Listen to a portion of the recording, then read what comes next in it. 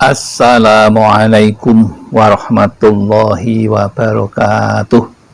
Bismillahirrahmanirrahim. Alhamdulillahirabbil alamin. Wal aqibatu lil muttaqin wal khusranu lil asyin. Allahumma shalli wa sallim ala sayyidina Muhammad wa ala ali sayyidina Muhammad, amma ba'd. Jamaah Al-Fatih Channel dan sahabat YouTube dimanapun Anda berada, senang sekali kali ini kita bisa berjumpa dalam keadaan sehat walafiat. Maka mari kita syukuri dengan mengucapkan Alhamdulillahirabbil alamin. Shalawat dan salam semoga tercurah kehadiran baginda Rasulullah, Nabi yang kita cintai dan kita ikuti sunnah-sunnahnya. Selanjutnya izinkan kami untuk berbagi kepada saudara-saudaraku yang rajin menjalankan sholat duha. Adapun judulnya adalah hati-hati, sholat duha di waktu ini bukan pahala yang didapat, tetapi justru dapat berdosa. Ini sesuatu yang sangat kontradiktif. Anda ingin mendapatkan pahala, Anda ingin mendapatkan kebaikan-kebaikan dari sholat duha, karena sholat duha itu adalah amalan para awabin, orang yang suka bertaubat, amalan Nabi yang selalu dikerjakan dan sahabat-sahabatnya.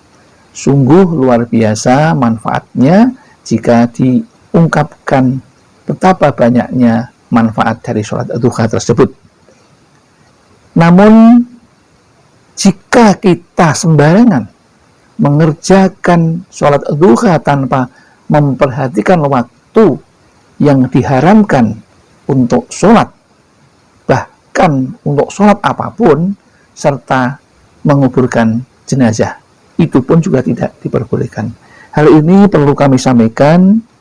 Yang pertama, tentang hal yang dilarang sholat. Bismillahirrahmanirrahim. Salatu sa'atin kana Rasulullahi sallallahu alaihi wasallam yanhana an nusalliya fihinna au an faqbura fihinna mautana khina natlu'us samsu bazigatan hatta tartafi'a wa khina yakumu qa'imud dohirati hatta tamilas samsu wa khina tadaitus samsu lil ghurubi hatta taghruba. Yang artinya ada 3 waktu sholat yang Rasulullah Shallallahu Alaihi Wasallam melarang kami untuk melakukan sholat dan menguburkan orang yang meninggal. Yang pertama yang berkaitan dengan masalah sholat duha, yaitu ketika matahari terbit. Ketika matahari terbit, ya, yang pertama ketika matahari terbit tidak diperbolehkan sholat duha di waktu ini, hukumnya haram dan berdosa. Kemudian yang kedua, ketika matahari tepat berada di tengah-tengah cakrawala hingga bergeser sedikit ke barat. Jadi yang kedua, kita juga dilarang sholat duha ketika matahari terbit berada tepat di atas kepala kita jika kita berdiri. Jadi bayang-bayang kita berada tepat di atas kepala kita. Itu juga dilarang, ya, oleh Allah dan Rasulullah untuk mengerjakan sholat duha. Dan yang ketiga yang tidak diperbolehkan, yaitu ketika kita setelah selesai sholat subuh, sebelum matahari terbit, itu juga setelah sholat subuh tidak diperbolehkan, ya.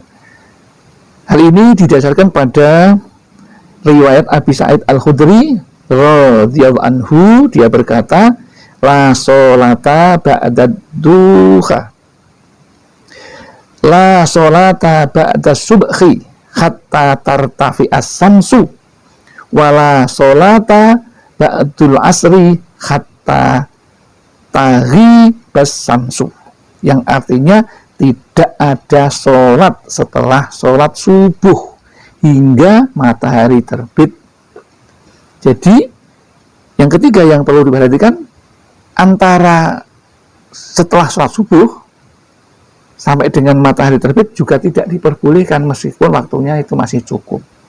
Misalnya Anda ingin berangkat pagi-pagi, sudah melaksanakan kewajiban sunnah yang dianjurkan Nabi, yaitu sholat duha. Tidak dibolehkan seperti itu, ya, karena waktu seperti itu haram hukumnya jika kita mengerjakan sholat duha, bahkan sholat hajat pun dan sholat yang lain pun juga diharamkan di waktu setelah sholat subuh. Kemudian, ya, yang pertama tadi kami ulangi, yang pertama jangan sholat duha ketika matahari terbit, ya. Yang kedua, jangan sholat duha ketika matahari berada di cakrawala hingga bergeser ke arah barat. Dan yang ketiga, jangan sholat duha ketika selesai sholat subuh, ya, menjelang terbitnya matahari juga tidak diperbolehkan. Yang paling aman dan disunahkan untuk sholat duha, waktu yang tepat dan aman dan disunahkan dan berpahala dan insya Allah akan diridhoi oleh Allah, yaitu yang paling mudah dipahami adalah dari pukul 8 sampai dengan pukul 11. Itu yang paling mudah secara awam untuk dipahami waktu yang terbaik untuk sholat duha. Demikian yang dapat kami sampaikan. Mudah-mudahan apa yang kami sampaikan ini bermanfaat bagi kita, sehingga kualitas keimanan dan ibadah kita di sisi Allah Subhanahu wa taala selalu meningkat. Allahumma amin. Ada kekurangan, kehilafan, kami mohon maaf. Akhirul kalam, billahi taufik wal hidayah wal inayah wal barakah. Wassalamualaikum warahmatullahi wabarakatuh.